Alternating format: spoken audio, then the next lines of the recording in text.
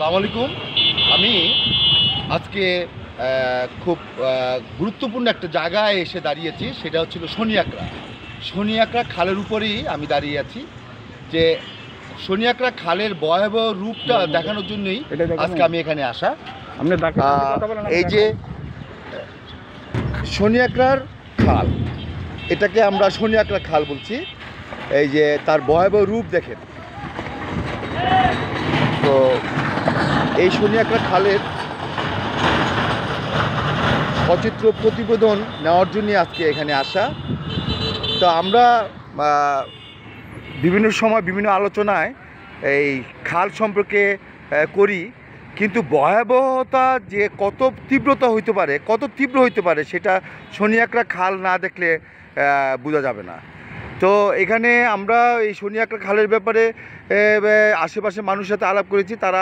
তারা এই ব্যাপারে খুবই মানে মর্মাহত, এবং সরকারি কোনো সংস্থার থেকেই তাদের কোনো রকম সহযোগিতা করছে না, এবং তারা এটা নজর দিচ্ছে না। এখানে হাজার হাজার লাখ লাখ মানুষের বসবাস, কিন্তু এই খালের কোনো উন্নয়ন বা কোনো প্রবাহ, স্বচ্ছ পানি প্রবাহ হচ্ছে না। তো এই এলাকার আদি বাসিন্দা তো আমাদের এক ভাই। আসসালামু আলাইকুম ভাই, যে আপনার পরিচয়টা দেন কাইন্ডলি। জি, আমি রাজুল ইসলাম রুমান। আমার বাসা ধনিয়াতে। আমরা আছি ঠিক নামাশামপুরের একটা খালটা যেখান থেকে আসছে, নামাশামপুরের দিকে আছে। নামাশামপুরে এসে খালটা দুই ভাগ হয়ে গেছে। একটা অংশ চলে গেছে মেরাজনগরের দিকে, আরেকটা অংশ শ্যামপুরের দিকে চলে গেছে। আচ্ছা, এই খালটা উৎসমুখ কোথা থেকে, এটা একটু ডিটেলস বলেন। আসলে এটা উৎসমুখ ধরতে গেলে আপনার ধরতে হবে শীতলক্ষা।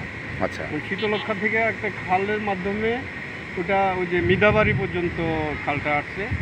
ওইখানে একটা সুইচ গেট, ওই সুইচ গেট পার হয়ে মিদাবাড়ি যে আগে ঢাকা ড্যামরা রুট যেটা ছিল, সেই রুট ক্রস করে এই পারে আসবে। এটা গোবিন্দপুর হয়ে শনিয়াকড়া হয়ে এই নামাশামপুরে আসা দুটো ভাগ হয়ে একটা ভাগ চলে গেছে মেরাজনগরের দিকে, একটা গেছে। আচ্ছা, এই যে খালের আগে কীরকম অবস্থা ছিল দেখছেন, কীরকম দেখছিলেন আগে খাল? এই খাল তো খুব মজাদার পানি ছিল। আমরা এই খালে আমরা মোটামুটি আমাদের শৈশবে আমরা এখানে গোসল করছি। আচ্ছা, খুব পরিষ্কার পানি ছিল এবং পানি খুব টলটলে পানি ছিল। মাছও ধরা হয়েছে অনেক। কিন্তু এখন তো যে অবস্থা, এখন তো পাশেই দাঁড়ানো খুব কষ্ট। হ্যাঁ, খুব কষ্ট। একটু বৃষ্টি হলে এই রাস্তাগুলি ডুবে যায় সব। মানে 15 মিনিট বৃষ্টি হলে রাস্তাগুলি সব পানিতে, মানে সবচেয়ে এখানে তো সবচেয়ে প্রতিবন্ধকতা হচ্ছিল এই খালে একটু বৃষ্টি হইলেই খালের পানি উপচায় পড়ে। এই অঞ্চলের মানুষগুলির যাতায়াত খুব কষ্ট হয়ে যায়। আর এভাবে দেখতেছেন তো পরিবেশটা কি, মানে এখন তো কিছুদিন আগে একটু পরিষ্কার করা হয়েছে, যেটা এই সাইডটা একটু পরিষ্কার আছে। কারা পরিষ্কার করছে? City corporation? এটা সিটি কর্পোরেশন থেকে পরিষ্কার করা হয়েছে। আচ্ছা আচ্ছা আচ্ছা। তো আর এই অবস্থা থাকে। তো আমি তো জানতাম ঢাকা শহরের সবচেয়ে মানে ভয়াবহ খাল হচ্ছিল মান্ডা খাল, কিন্তু তার চেয়েও ভয়াবহ হচ্ছিল আমি মনে করি যে এই শনিয়াকড়া খাল। এই শনিয়াকড়া খাল এত ভয়াবহতা না দেখলে বোঝা যায় না। আর সবচেয়ে মানে কষ্টের এবং মানে বিস্মিত হই যখন শুনি যে এটা কিছুক্ষণ বৃষ্টি হলেই এই পানি উপচায়া পুরো আশেপাশে ভিতরে বিভিন্ন মানুষের বাসায় ভিতরে চলে যায়। এটা খুব ভয়াবহ একটা ব্যাপার। এটা যথাযথ কর্তৃপক্ষের দৃষ্টি আকর্ষণ করছি, এবং বিশেষ করে ঢাকা দক্ষিণ সিটি কর্পোরেশন আপনাদেরকে নজরে দিচ্ছি। ঢাকা দক্ষিণ সিটি কর্পোরেশন যথাযথ কর্তৃপক্ষ এবং এই খাল রিলেটেড যারা কর্তৃপক্ষ আছেন, সরকারি সংস্থা আছেন, তাদেরকে এই শনিয়াকড়া খালের নজর দেওয়ার জন্য অনুরোধ করছি।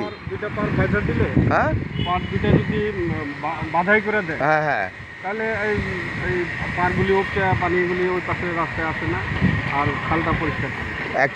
অ্যাকচুয়ালি সরকারের যে একটা মানে এই খালের ব্যাপারে এখন নজর দিচ্ছেন আমাদের যে বর্তমান যে মাননীয় পরিবেশ উপদেষ্টা, হ্যাঁ, সৈয়দ রেজওয়ানা হাসান, উনি খাল নদী নিয়ে কাজ করছেন এবং উনি নিয়ে এটা খুব গুরুত্ব দিচ্ছেন। এখন এখন এখন যা দেখলাম এই ঢাকা শহরে একটা সিটি কর্পোরেশনের আন্ডারে এত ভয়াবহ একটা রূপ এই খালের, এটা তো চিন্তার বাইরে। কেউ যদি মিনিমাম 10 লক্ষ লোকের 10 লক্ষ লোকের মানুষের বসবাস পয়েন্ট থেকে এই পর্যন্ত দুটা ওয়ার্ড, জি 1 নম্বর ওয়ার্ড, আচ্ছা ওই পাশেটা 58, আচ্ছা ওই পাশেটা 58, 60 61 62 এগুলো সব একসাথে, পানি এটা দিয়ে না। সব পানি এই যে গুরুত্বপূর্ণ খাল, এটা কিন্তু ন্যাচারাল একটা খাল, হ্যাঁ, এটা কিন্তু কৃত্রিম খাল না। এই পুরোটা শনিয়াকড়া যা ধনিয়া, এটা কিন্তু ইরিগেশন প্রজেক্ট ছিল। সেই কারণে এই মেইন খালটাকে রেখে এখানে কিন্তু বিভিন্ন সাব খাল করা হয়েছে কৃত্রিম উপায়ে, হ্যাঁ, ইরিগেশনের জন্য।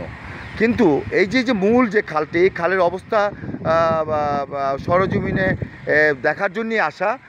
আর এই যে আমাদের এক ভাই, এটা উনি পরিবেশ প্রেমিক এবং পরিবেশ নিয়ে চিন্তা করে, এবং অনেক দিন ধরেই উনি এই ব্যাপারটা নিয়ে আমার সাথে আলোচনা করছে যে আসলে এটা দেখেন মানে একটা খালের ভয়াবহ রূপ কি হতে পারে, এটা শনিয়াকড়া খালে না আসলে বোঝা যাবে না।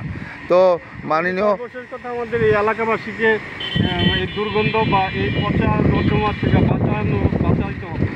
আচ্ছা, এলাকার পরিবেশ নষ্ট হয়েছে এই দুর্গন্ধ। এলাকার পরিবেশ রক্ষার্থে এটা জরুরি ভিত্তিতে এই খালটিকে এটা পুনরুদ্ধার করে সীমানা পিলার নির্ধারণ করে স্বচ্ছ পানি প্রবাহ যাতে এই খালে প্রবাহ হয়, এবং এই ড্রেনেজ সবসময় যদি পরিষ্কার থাকে, এবং আশেপাশে যে পয়ঃবর্জ্য পানি ফালাবে হচ্ছিল সোয়ারেজ লাইনে, এটা হলো ওয়াসার সোয়ারেজ লাইনে, সেখানে খালের মধ্যে কোনোভাবেই ফালানো উচিত না। খালটাকে সোয়ারেজ লাইন বানায় নিচ্ছে, এখন খালটাকে সোয়ারেজ লাইন বানিয়ে নিচ্ছে, খালটা মেরা ফেলছে, হ্যাঁ, খালটাকে মেরা ফেলছে। এই খালটার জন্য আমাদের আসলে কষ্ট হয়। অনেক স্বচ্ছ পানি ছিল এই খালে। আচ্ছা, এই খালে আপনি আমার মনে আছে, আমি ছোটোকালে যে ঝিনুক আছে না, ঝিনুক শামুক পর্যন্ত এই খাল থেকে আমরা ঢুকি। হ্যাঁ, এবং ওই ঝিনুক থেকে মুক্ত হবে, কিন্তু এখন ওই তো এটা কাছেই আসা যায় না। কাছে আসা যায় না। আসলে আমি এই যে দুর্গন্ধে আমি নাক বন্ধ করে আসছি, কিন্তু দেখেন যে এটা যথাযথ কর্তৃপক্ষের দৃষ্টি আকর্ষণ করছি, এটা গুরুত্বপূর্ণ একটা জায়গা। শনিয়াকড়া ধনিয়া যে মূল যে খালটি, এই খালটি সোজা শীতলক্ষা দিয়ে ঢুকে মির্দাবাড়ি হয়ে এটা নামা শ্যামপুর দিয়ে এটা বুড়িয়াঙ্গা নদীর সাথে সংযোগ ছিল এক সময়। এই খালটি একটা প্রবহমান খাল ছিল, স্বচ্ছ পানির প্রবাহ ছিল, কিন্তু এই খালের যে দুরবস্থা দেখে আমি বিস্মিত। যথাযথ কর্তৃপক্ষে আবার বলছি, যথাযথ কর্তৃপক্ষে এই খাল নিয়ে ভাবুন। আমরা দেখতে চাই এই খাল নিয়ে কাজ হচ্ছে, এটা দক্ষিণ সিটি কর্পোরেশন দেখতে চাই।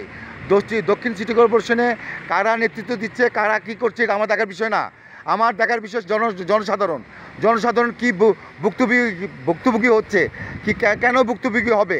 সিটি কর্পোরেশনের কর দিচ্ছে, তাদের সমস্ত কিছু সুবিধা থেকে বঞ্চিত হচ্ছে এই শনিয়াকড়ার এবং দৈনার লোকেরা, এই শ্যামপুরের লোকেরা। এটা এটা এটা এটা খুবই একটা মর্মাহত। আমরা দুঃখিত যে ঢাকা দক্ষিণ সিটি কর্পোরেশনের মতো একটা বড় সংস্থা এটা দেখভাল করা উচিত। আমি মনে করি এটাকে যথাযথ কর্তৃপক্ষের দৃষ্টি আকর্ষণ করছি জোরালোভাবে। ধন্যবাদ।